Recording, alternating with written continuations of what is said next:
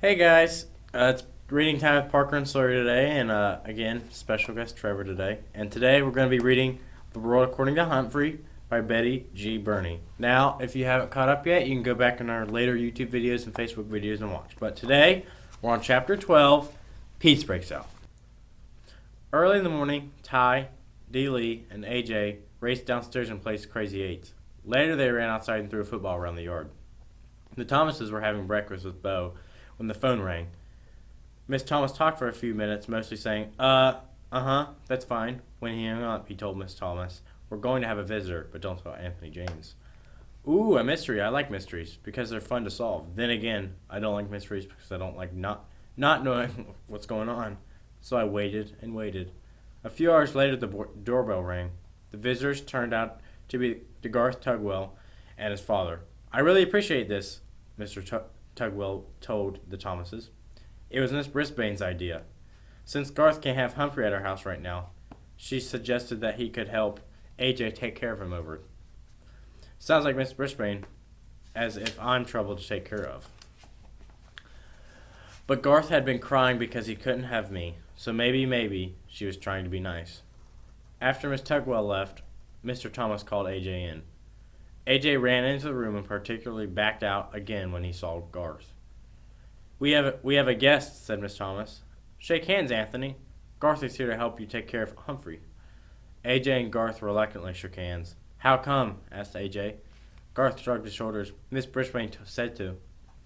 "Well, come on. We'll clean his cage and get it ready for him," AJ said.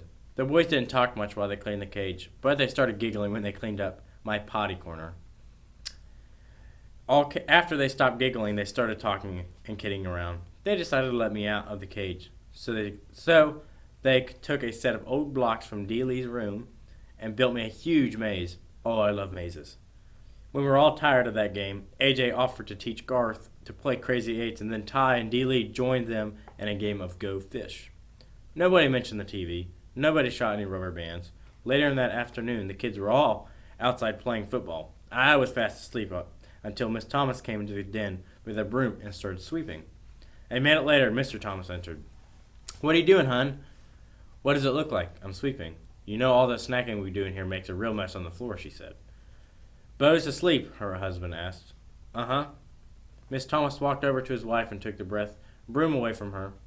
"Then you sit down and rest and sleep, hon. I'll sweep. Go on. Don't argue." Miss Thomas smiled and thanked him and sat down on the couch. Mr. Thomas swept all around the outside of the room, even behind the TV. Uh-oh. When he got there, he stopped sweeping and leaned down. "Well, I'll be," he muttered. "What's wrong?" asked Miss Thomas. "The TV is unplugged," he said. "It's unplugged." He came out from behind the TV, plug in hand, and a very puzzled look on his face. "Plug it in, see if it works," his wife told him. "Well, you guessed it. The TV came on as bright as loud as ever." "I don't get it," Mr. Thomas muttered, "but at least we don't have to pay to get it fixed." Miss Thomas stared at the screen for a few seconds, then glanced out the window at the kids playing happily outside.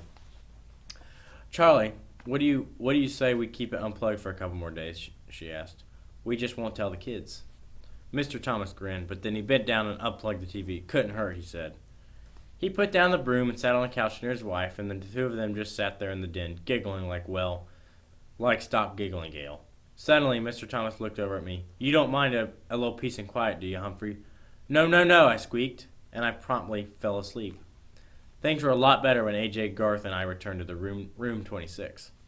No rubber bands flew through the air. Garth didn't trip anybody or make fun of anybody. That meant Gail didn't get in trouble for giggling. Heidi didn't get in trouble for speaking out without raising her hand, because she wasn't trying to tell Miss Brisbane what Garth had done.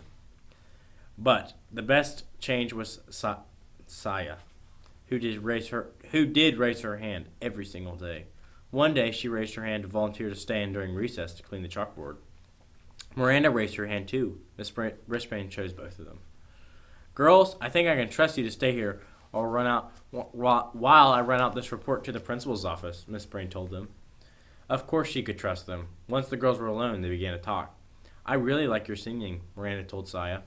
"Thanks.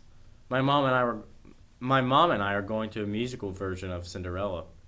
over at the college this weekend. Miranda continued, "We have an extra ticket. Would you like to come with us? My mom will pick you up." Saya quickly turned to face Miranda. "Oh yes, I haven't not been to one before." Miranda grinned. "Good. I'll have my mom call your mom." Suddenly, Saya's face fell. "Oh, better not. She's so busy. Give me your number. I'll have my mother call your mother." Saya watched Miranda's reaction carefully. So did I. Cool. That was it. Miranda jotted down her number. Saya looked greatly relieved. I knew that Miranda's mother didn't care how well Saya's mother spoke English. English?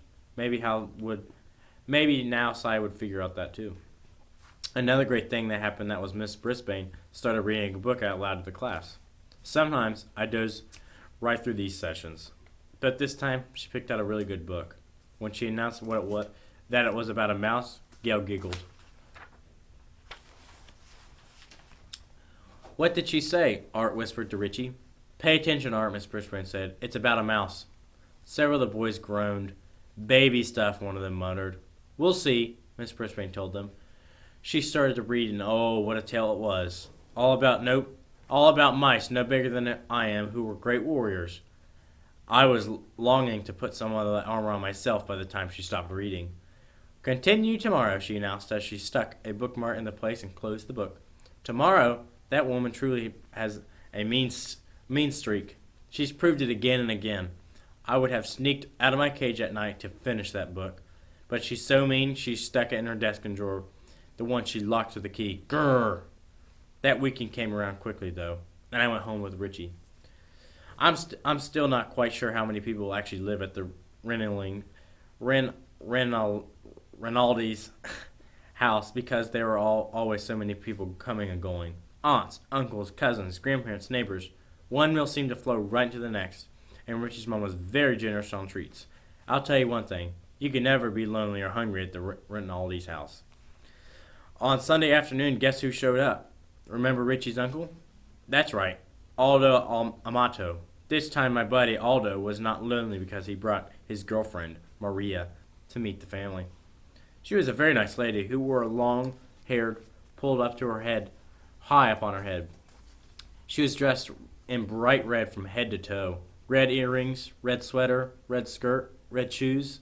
I think red is a very happy color. I think Maria is a very happy person, especially when she's with Aldo. All the Rinaldis made a big fuss over Maria and praised the bread and cookies she'd brought from the bakery where she worked. After all the commotion of their arrival died down, I heard Aldo tell Maria, "Now there's someone really important I want you to meet." And he introduced her to me.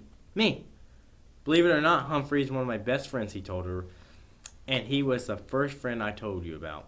"Then I'm honored to meet you, Humphrey," Maria said, smiling down at me. "The pleasure is all mine," I squeaked. "See, he likes you," said Aldo. And indeed I did.